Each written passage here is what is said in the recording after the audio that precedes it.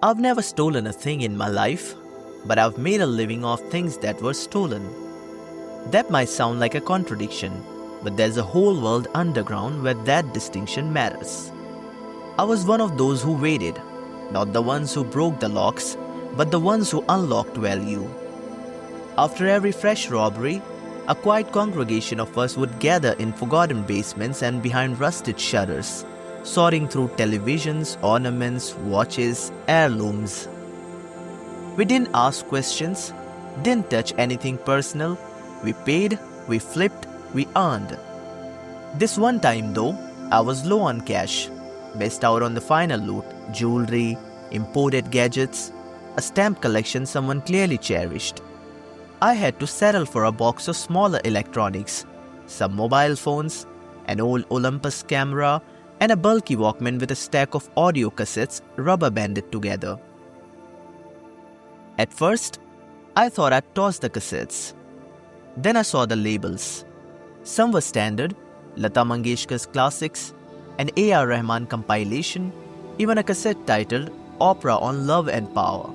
But tucked beneath those were a few white label tapes, handwritten titles in blue ink. My fingers stalled. I don't know why I popped one into the Walkman. Curiosity maybe, or something quieter.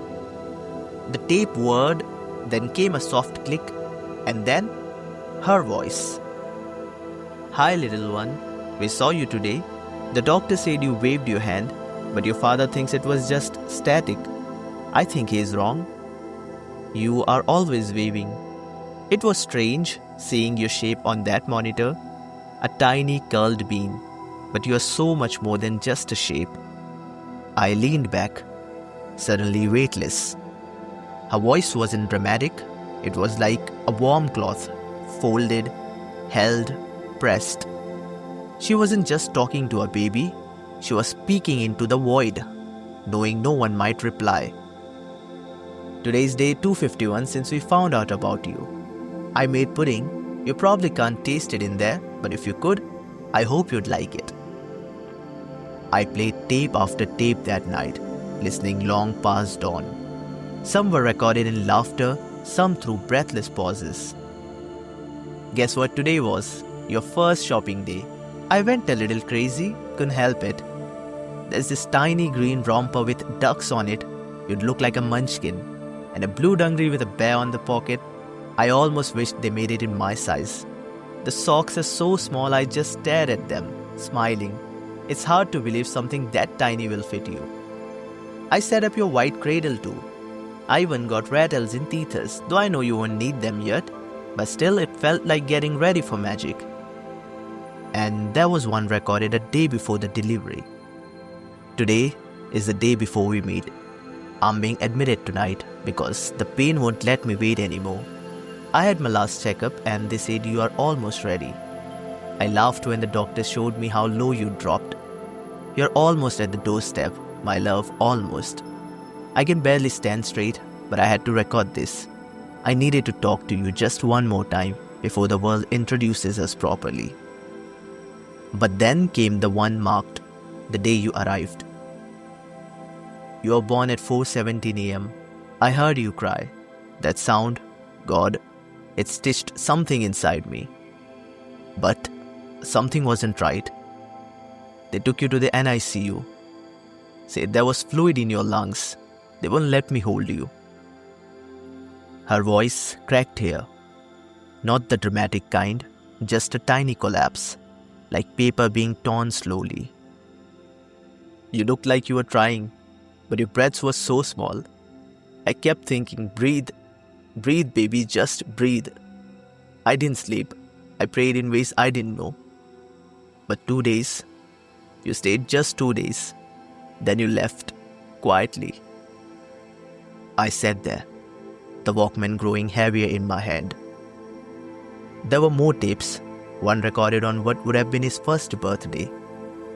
Today we would have had cake, chocolate, with tiny stars on top. I saw a boy in the park today with curly hair. He could have been you. Do you know I still sing to you at night sometimes?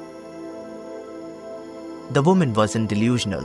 She wasn't pretending he was alive. She knew. She just kept talking, like memory itself was her child now, needing to be fed. I didn't sleep that night or the next. I couldn't eat, couldn't sell.